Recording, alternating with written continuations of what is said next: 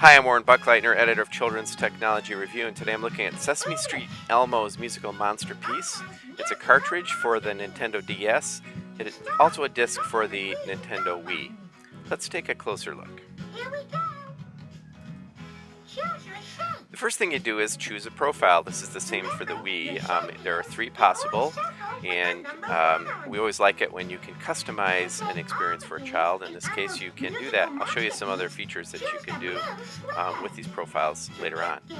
To play in Elmo's musical Monsterpiece. Now, the first thing that needs to be said about these titles is that they contain the actual voices from the Sesame Street program, and the Wii version has actual cutscenes from the show. The honkers, in this case, one of my favorite characters, play a prominent role. Yeah, I want to make a musical games. There's also a lot of variety in this. There are 18 different activities, and you can see them here if you go to the different areas. They're set up in under the 4 icons. This whole orientation is pretty confusing, especially with the Wii, where you have to lean left and right to choose an activity. Let's take a closer look at one of the games. Find that instrument. All right, so this is Find That Instrument, and you can see here one of the major problems with this this whole set of activities, and that is that there's a lot of talking, there's a lot of introducing, there's a lot of basically waiting while you have to find out what to do, and anyone who's worked with young children knows they don't like to wait, they like to get busy and do things. Elmo and Abby each need to find 3 instruments. First, Elmo needs this instrument. So if you were a designer, how would you have made this activity more developmentally appropriate? Well, why not just start out with an instrument and let you swipe it toward the character, and then tell them what to do. So don't assume they don't know what to do is the default condition.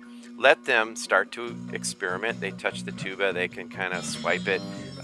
Well-designed activities for children, let them get busy right away, and then only will provide those tutorials if they need it. This is another game mechanic that's used quite frequently in the Wii. You lean left and right, basically sorting these falling instruments.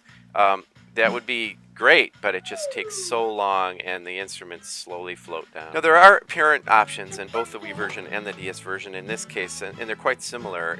One of the things that I really liked to discover in this, while searching to try to turn on the background music, you can set up profiles for each child, so sort of playlists. So you can choose from the 18 activities what you want them to do, and that's innovative and great. The only problem is the activities aren't strong enough to make this worth the purchase. Then you can turn down that pervasive background music, and so. But what happens is if you turn it down, it's sort of an all or nothing situation, and then the other parts of the program don't make any sense. You see characters dancing. There you have it. Well, this last activity is really important because it's the first activity. If you just start the condition completely from a default, Jump! With all the default settings, you start this activity. Jump! With the Jump! Wii, you jump up and down. In this case, you can either swipe or say jump, or any word actually. What we discovered with this is that it's repetitious. The background music has nothing to do with the tune. In this case, the bear goes up the mountain. And another major issue, for us anyway, is that you don't know where you are. You don't know how many notes there are. There's no connection to the song you're making. You're basically just lost in this seemingly endless, repetitive activity. And it isn't until the very end that you get to hear the reward or the song that you just, quote, made. Got it! We did it! Thank you for helping Elmo catch the notes. Now, let's find out what song they make. Hit it!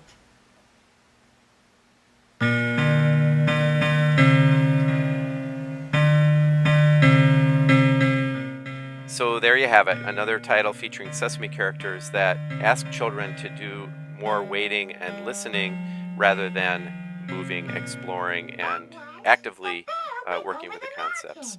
We'll hope to see some improvement in the future. In the meantime, I'm Warren Buckleiter. See you next time.